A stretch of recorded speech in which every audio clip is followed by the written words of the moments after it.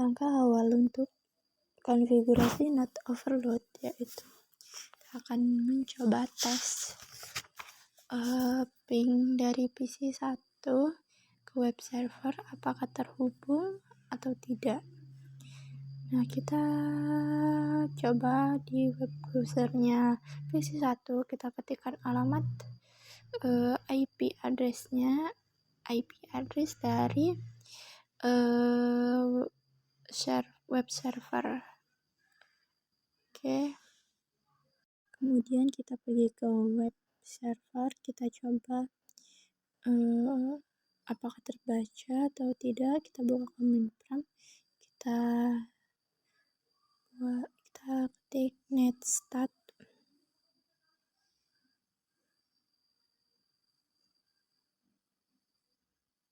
Oke, enter. Sepertinya belum terbaca. Kita akan coba lagi. Kembali lagi ke PC 1. Kita buka web browser, kita tulis lagi IP-nya. IP dari web server.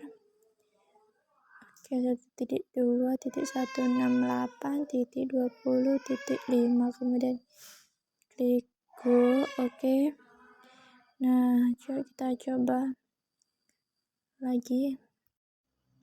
Kita ketik netstat lagi. Nah, di sini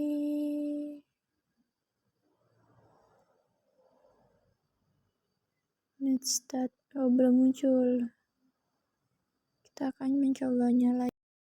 Oke, coba lagi. Kita refreshkan go lagi. Oke, kembali ke command prompt. Nah, di sini sudah muncul, sudah terbaca di web server ya. Kemudian melalui command prompt PC 4 akses FTP. Kita buka command prompt-nya, habis itu kita ketikkan FTP 192.168.20.10.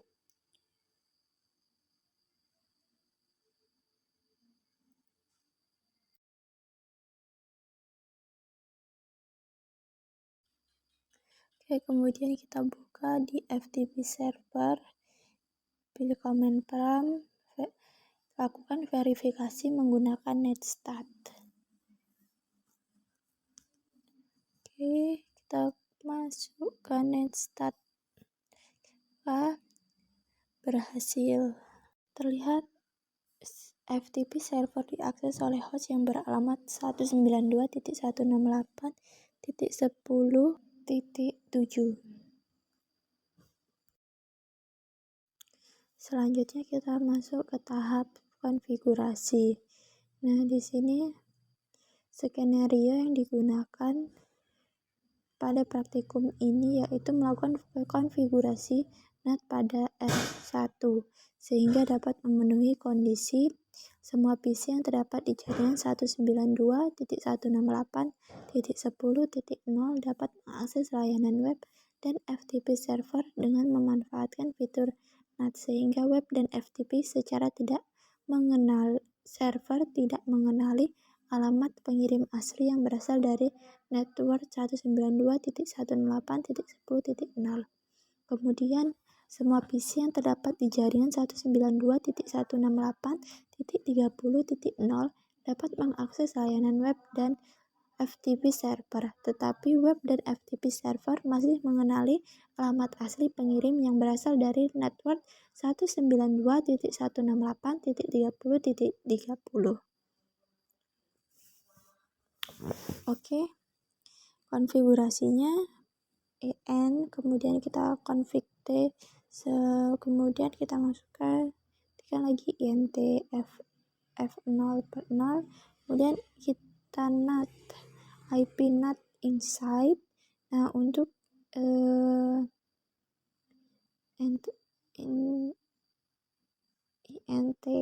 itu ethernet tadi yang f0/1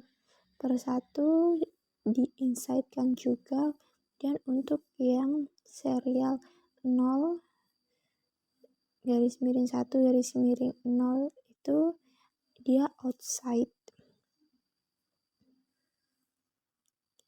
Kemudian lakukan juga access list 1 permit ke IP 192.168.10.0 0.0.0.255.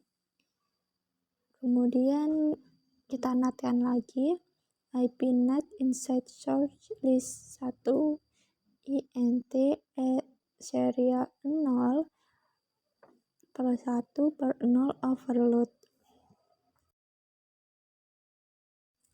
Selanjutnya yaitu tahap pengujian terhadap konfigurasi yang sudah dilakukan. Nah, melalui browser yang terdapat di PC 0, PC 3, dan 4, akses web server ttp 192.168.20.5. Kemudian tekan Go beberapa kali. Nah, kemudian setelah verifikasi menggunakan netstat melalui command prompt yang terdapat di web server. Nah, ini harus segera diverifikasi. Nah, maka akan muncul di situ web server masih mengenali alamat asli dari host 192.168.30.0. Sedangkan jika dari web server yang beralamatkan 192.168.50.1 itu maka akan yang terbaca adalah IP dari routernya.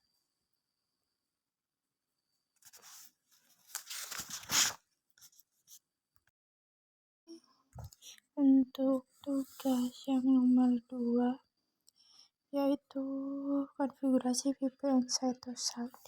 Ini dimulai dengan mengaktifkan fitur-fitur keamanan pada perangkat router 1 dan router 2 menggunakan perintah lisensi boot modul C2900 teknologi packet security K9. Nah, kemudian kemudian copy running config startup config, kemudian reload.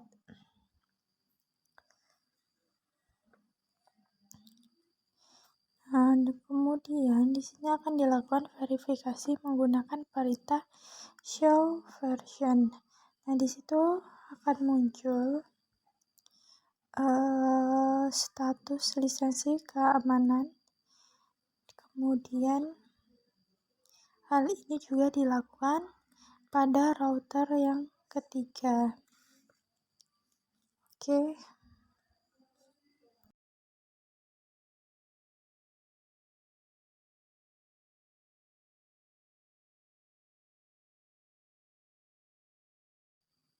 Selanjutnya, konfigurasi parameter IP SEC pada router 1 dengan konfigurasi identifikasi interesting traffic, yaitu paket data yang memicu untuk membentuk jalur VPN.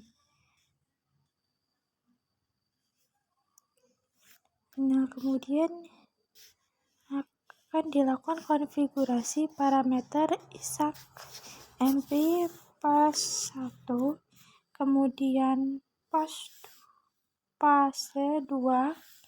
Nah, terus ada lagi konfigurasi cryptomap pada interface output atau interface yang terhubung ke jaringan publik.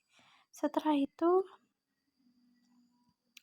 yaitu konfigurasi parameter IPsec pada router 1 yang terdiri dari identifikasi interesting traffic, konfigurasi parameter ISAC MP fase 1, fase 2, dan juga konfigurasi cryptomap pada interface output.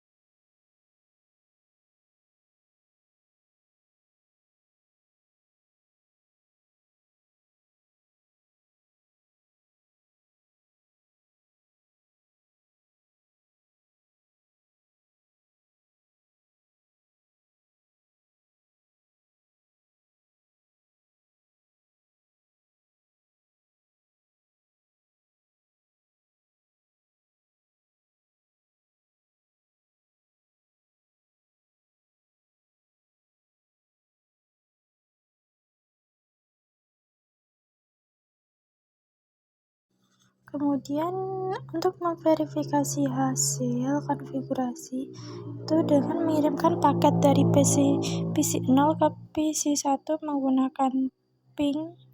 Kemudian verifikasi paket terkirim secara terenkripsi menggunakan perintah show crypto IPsec SA.